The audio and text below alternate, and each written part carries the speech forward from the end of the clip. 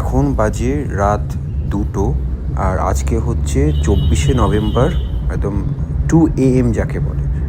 আর আমরা এখন হোটেল থেকে বেরিয়ে যাচ্ছি হচ্ছে দিল্লি টার্মিনাল 3 এয়ারপোর্টে। এখান থেকে আমাদের সকাল 5টায় ফ্লাইট আছে ফর ফুকেট। বাইরে বেশ ঠান্ডা আছে। দিল্লিতে এটা নর্মাল ঠান্ডা, এরপরে আরও ঠান্ডা বাড়বে। আর এই নতুন রাস্তা দিয়ে আমরা চলে যাচ্ছি টার্মিনাল 3 এয়ারপোর্টে।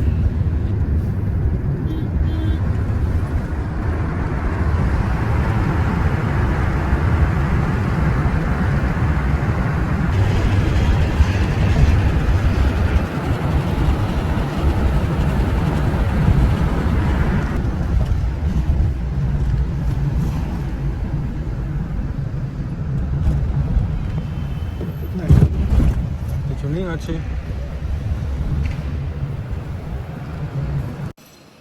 দিল্লি এয়ারপোর্ট টার্মিনাল 3-তে পৌঁছে গেছি। আমাদের আজকের জার্নি হচ্ছে ফুকেট, থাইল্যান্ডে। তো এখন যাচ্ছি হচ্ছে এয়ার ইন্ডিয়া ইন্ডিগো, যেটা আছে ইন্ডিগো এয়ারলাইন্স, তার কাউন্টারে। সেখানে আমাদের লাগেজ সব চেক ইন হবে। Very good morning, welcome back to our channel, welcome to another blog of আমাদের রোজনামচা। সো জয়পুর দিল্লি হয়ে আজকে 24শে নভেম্বর মর্নিং এখন চলে যাচ্ছি আমি ফুকেটে with my team, musical team. তোমাদের ফুকেট চলে যাচ্ছি, থাইল্যান্ড ফুকেট।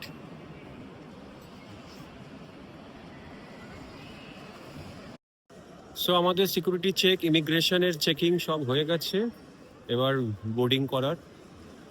তো আর এই পেছনে আছে একটা ওয়ার্ল্ড কাপ,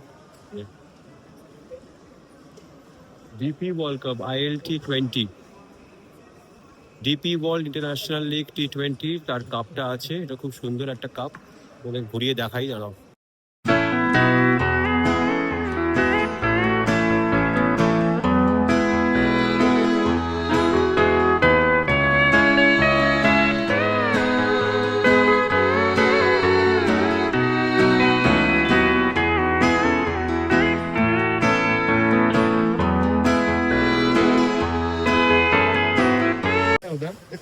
पंडित जी को बोलना कि हमको ऐसा बोला, ऐसे बोला,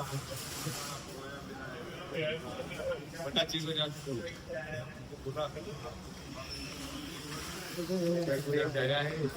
এটা হচ্ছে Delhi duty free shop area.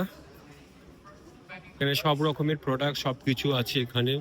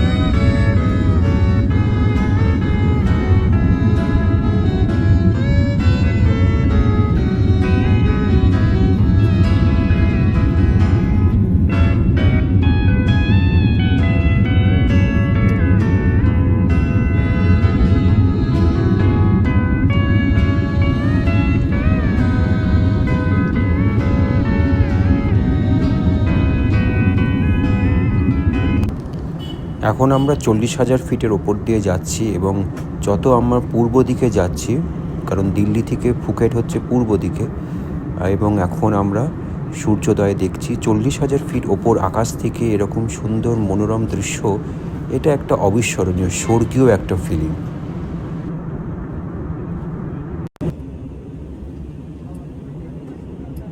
এবার আমরা ফুকেটে ল্যান্ড করব। আমরা পাইলট যা বলছি, আমরা 40 মিনিটস বিফোর স্কেডিউল ল্যান্ড করছি, সেটা অনেকটাই বড় ব্যাপার। প্রচণ্ডই ক্লাউডস আছে আর গ্রাউন্ড ওয়েদার হচ্ছে 27 ডিগ্রি। যাই তাহলে বুঝতে পারবো যে মেঘলা আছে কি না আছে। ফ্লাইটে উঠেই ঘুমিয়ে পড়েছিলাম, কিন্তু ঘুমটা তো সেরকম ভালোভাবে হয় না, ওই আর কি যেরকম একটা। এখন একটু একটু খিদে খিদে পাচ্ছি।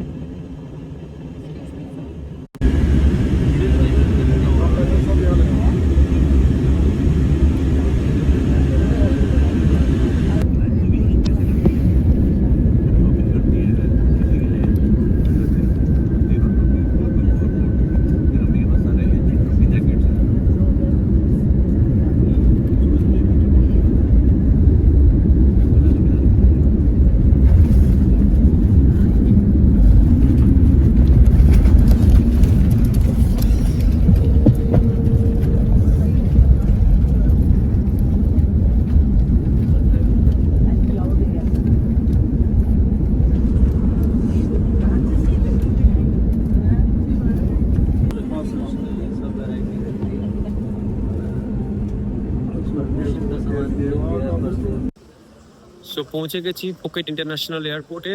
40 মিনিট আগেই পৌঁছে গেছি, কিন্তু এখানে ভাষা কিচ্ছু বোঝা যায় না। কোনো রকম ইমিগ্রেশনটা চেক করিয়ে নিয়ে আমরা বেরিয়ে এসেছি। এবার বেল্ট থেকে লাগেজটা নেব। এয়ারপোর্টের ওয়াইফাই দিয়ে কাজ হচ্ছে কানেক্ট করার, যে আমাদের রিসিভ করতে আসবে তার সঙ্গে কানেক্ট করব, করে তারপরে বেরিয়ে যাব ফর হোটেল। সেটাও অনেকটা লাগবে, ঘন্টা দেড়েক সময় লাগবে। এই একটা অবস্থা। আর আমি এটাই ভাবছিলাম যে আমরা মানে লজ্জা বোধ করি, ইংরেজি বলতে পারি না বলে, মানে কি লজ্জা, কি অশিক্ষিত। আর এখানে কেউ কিচ্ছু বলছে না, মানে একদম প্রাউডলি আমরা বলবো না জানি না কিচ্ছু, বুঝে নাও, এ করে নাও। আমাদের এটা শেখা উচিত।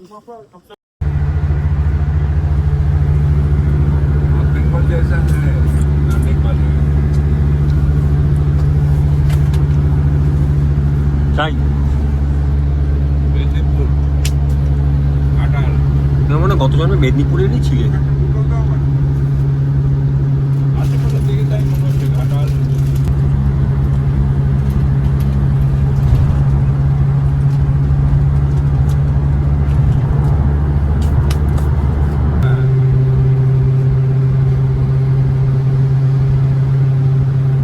সো এখন এখানকার টাইমে 3:10 বাজে।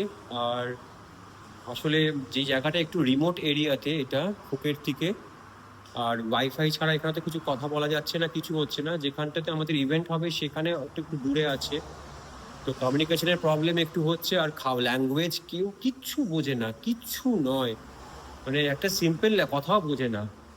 তো তার মধ্যেও চালাতে হচ্ছে। এবার সেখান থেকে আমাদের জন্য খাওয়া পাঠাচ্ছে, কিন্তু সেটা আসতে টাইম লাগবে। তো এখানে পাশেই গায়ে একটা রেস্টুরেন্ট আছে, সেখান থেকে এবার সবই এখানে ননভেজ। তো যিনি আমাদের লিডার, তিনি টিম লিডার যিনি আমাদের গ্রুপটার, তো তিনি ভেজ খান, পিওর ভেজ। তো সেই ভেজ বোঝাতে গিয়েও আমার কালঘাম ছুটে যাচ্ছে। তাও এইখানটাতে রেস্টুরেন্টটাতে একটা পেয়েছি, সেখানে এরকম সবই ননভেজ। তো এই দেখিয়ে যে এখান থেকে এই শসা দিন, টমেটো দিন, অনিয়ন দিন, চিকেন বাদ দিন, এই করুন সেই করে 2টো পোর্শন নেওয়া হচ্ছে। তো ওয়াইফাই তো নেই, ওই জন্য উনি চলে গেলেন। প্রথমে ভেবেছিলাম এখানে বসে খাবো, তো উনি চলে গেলেন। আমি এখান থেকে টেক আওয়ে থেকে এটা নিয়ে যাব। আমার কাছে 200 ভাট আছে, এখানকার থাইল্যান্ডের যে কারেন্সি ভাট, সেটা নিয়ে যাব। তো এই একটা মানে সব হচপচ হয়ে যাচ্ছে, মানে ভাষা না থাকলে আর কানেকশন, আজকের দিনে মোবাইল কানেকশন না থাকলে যে কি হয় বিদেশের মাটিতে, সবটা পুরো হচপচ হয়ে যাবে। মানে হঠাৎ করে এমন করে এসে গেছে। তো একটু ধাতস্থ হবো এবং আজকে খেয়ে দিয়ে একটু টানা ঘুম দেবো, কালকে কাজ। তো আজকে পুরো টানা ঘুম দিয়ে একটু ফ্রে হবো, তবে গিয়ে জিনিসটা হবে। আমাদের এখানকার স্টেটা খুব ভালো। এখানে আমাদের একটা ডুপ্লেক্স দিয়েছে, এই যে এটা 404 নম্বর। এখানে আমরা 4 জন আছি, যেরকম এয়ারবিএনবির মতো জিনিসটা। তো তোমাদেরকে ঘুরিয়ে দেখায় এই জায়গাটা, খুব সুন্দর করে সাজানো। এই ডুপ্লেক্স রুম, এই 404টা হচ্ছে আমাদের।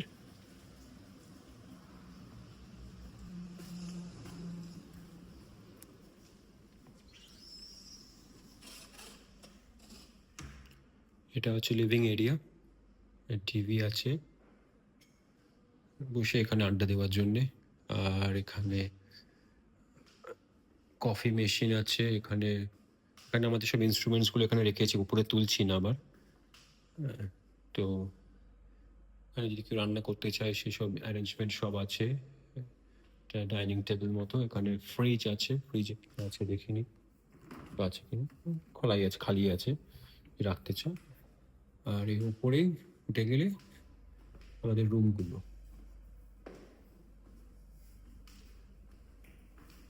দুটো রুম। এখানে একটা রুম, এই রুমটাতে আমরা আছি।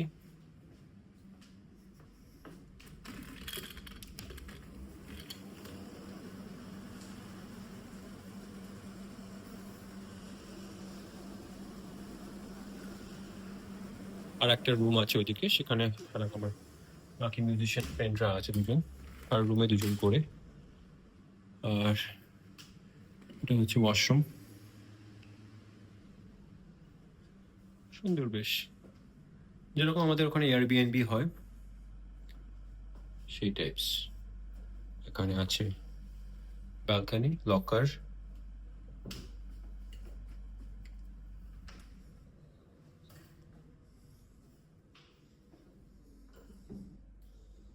ছাতা আছে, টাওয়েল আছে, হেয়ার ড্রায়ার। আর এটা আরেকটা রুম।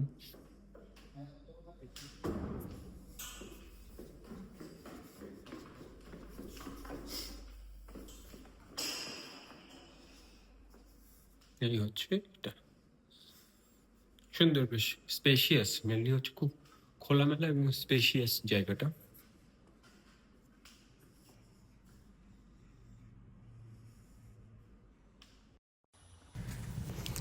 আর এটা হচ্ছে আমাদের রুমের পেছন দিকে পুল সাইড এরিয়া। যদিও আমাদের পুলে নামা হয়নি, এতটাই কাজের প্রেশার ছিল, টাইমিংও হয়ে ওঠেনি। খুব সুন্দর জলটা, মনে হচ্ছিলো এখানে একটু টাইম স্পেন্ড করি, কিন্তু আর হয়ে ওঠেনি।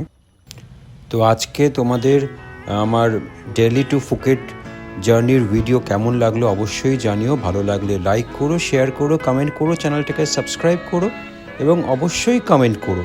ফিরে আসছি নতুন একটি ভিডিও নিয়ে, নতুন ভ্লগ নিয়ে। Till then ta-ta and bye by.